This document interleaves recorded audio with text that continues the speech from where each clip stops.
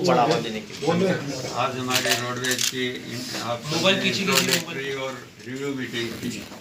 मैंने रोडवेज की सारी कार्य प्रणाली समझी है, रोडवेज की क्या क्या गतिविधियाँ हैं, क्या क्या रोडवेज की प्रॉब्लम है, क्या क्या रोडवेज के लिए किया जा सकता है, उन सब बातों पर हमने डिस्कस किया है। रोडवेज क्या क्या कर रहा है, क्या और भविष्य में कर सकता है, सब बातों पर हमने डिस्कस किया है। और कोशिश ये हमारी कि आपको कुछ अच्छा ही देखने को मिलेगा आने वाले समय। किस तरह से? रोडवे आज 1 दिसंबर है और आज हमारे सब कर्मचारियों को तनख्वाह मिल गई है आज के लिए। रोडवेज के चाहे अधिकारी हैं, चाहे छोटे से छोटा हमारे कर्मचारी है, बड़े से बड़े, ये बहुत बड़ी उपलब्धि है रोडवेज। हमारे जो कर्मचारियों के, रिटायर्ड कर्मचारियों के परिलाभ बकाए थे, जुलाई तक के हमने भुगतान कर दिया है। और हमारी कोशिश ये रहेगी इस वित्तीय वर्ष में कि जिस दिन से वो कर्मचारी रिटायर हो, उससे पहले हम उसकी भुगतान की पूरी तैयारी करते हैं। सर, आपकी मीटिंग से ठीक पहले सीएम ने एक लेटर लिखा, उन्होंने कहा कि परिवहन विभाग की जो नीतियां हैं उनके कारण रोडवेज को नुकसान हो रहा है, तो इसको आप क्या सही मानते हैं सर? आपकी मीटिंग से पहले इस तरह लेटर लिखा उन्होंने? नहीं, वो ऐसा कोई बात नहीं है, तो इंटरनल इश्यू परिवहन विभाग है, वो पेरेंट डिपार्टमेंट है रोडवेज का। तो रोडवेज अपने पेरेंट डिपार्टमेंट को अपनी बातें नहीं बताएगा तो उनका हल कैसे होगा? आप इत्तेफाक रखते हैं क्या जो आरोप वो लगा रहे हैं कि मैं आरोप नहीं मानता हूँ। ओके सर, 2 नंबर की बसें चल रही हैं प्राइवेट में, उन पर कोई लगाम नहीं है और रोडवेज पे सारे नियम कायदे लागू हैं। वो जो 2 नंबर की बस चल रही है उससे रोडवेज का कोई लेना देना नहीं है, रोडवेज के अधिकार क्षेत्र में नहीं है। परिवहन विभाग में जब हमने रिव्यू किया था तो हमने उन सब बातों पर भी डिस्कशन किया। आप इस निगम को घाटे से उबारने के कोई प्लान या प्रोजेक्ट है क्या?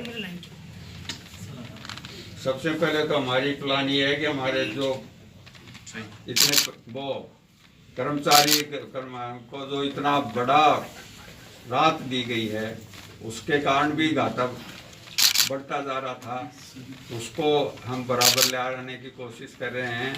घाटा 66 करोड़ रुपए हर महीने का घाटा हो रहा है। और रोडवेज कोई आप इसकी जो स्थापना की गई थी उसके पीछे ये भावना नहीं है कि इसको एक व्यापारिक प्रतिष्ठान की तरह चलाया जाए। यद्यपि वो चलना चाहिए कि घाटे में नहीं रहे। कई बार रोडवेज मुनाफे में आई है, पर हमारी एक सोशल रिस्पॉन्सिबिलिटी भी, अगर रोडवेज नहीं हो तो आप कल्पना कर सकते हैं कि पब्लिक ट्रांसपोर्ट की क्या हालत हो सकती है आम लोगों के लिए। पब्लिक ट्रांसपोर्ट की आप बात कर रहे हैं मंत्री जी, लेकिन बड़ी संख्या में बसें कंडम हो चुकी हैं, नई बसें भी क्या खरीदी जाएंगी? हाँ, निश्चित रूप से वो भी हमारे विचाराधीन है। हम 50 EV व्हीकल खरीद रहे हैं और 50 CNG बसें खरीद रही है रोडवेज। और निश्चित रूप से आपकी बात ठीक है कि हमारा बेड़ा में कमी होती जा रही है बसों की, तो उस और भी रोडवेज में आज हमारा डिस्कशन हुआ है, नई बसें खरीदने की और भी आगे बढ़ाना है। इलेक्ट्रिक व्हीकल को लेकर के तो लंबे समय से चर्चाएं चल रही हैं। पूर्व मंत्री जी ने भी काफी बार कहा कि इलेक्ट्रिक व्हीकल लेकर के आएंगे, आप फिर वही बात दोहरा रहे हैं। आएगी कब आम जनता देख पाएगी? हमारे रोडवेज की प्रबंध मंडल की मीटिंग है आने वाले सप्ताह में, और उसमें इस पर निर्णय हो जाएगा।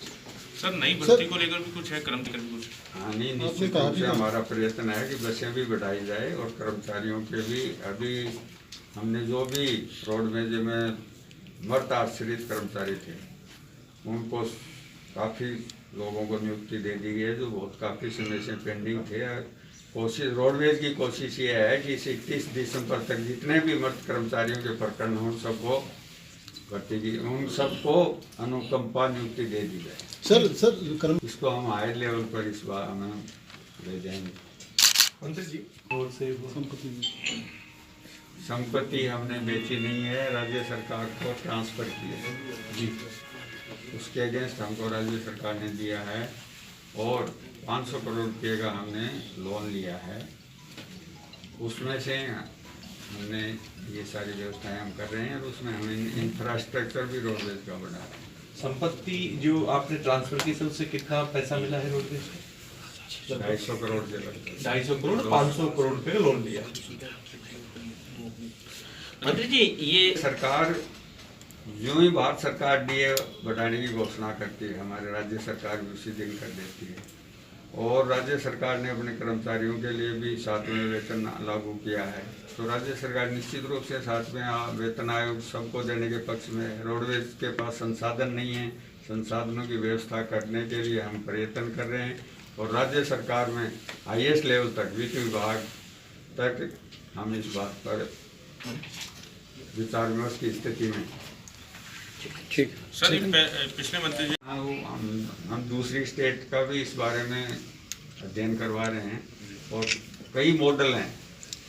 तमिलनाडु कर्नाटक में एक दूसरा तरीका का मॉडल है। सब मॉडलों को देख के हम जो भी रोडवेज के और आमजन के हित में होगा उस ओर में कदम बढ़ाएं। लेकिन विवाहिता पुत्रियों को नौकरी देने के लिए कैबिनेट ने प्रस्ताव पास कर दिया, रोडवेज ने अभी दी नहीं।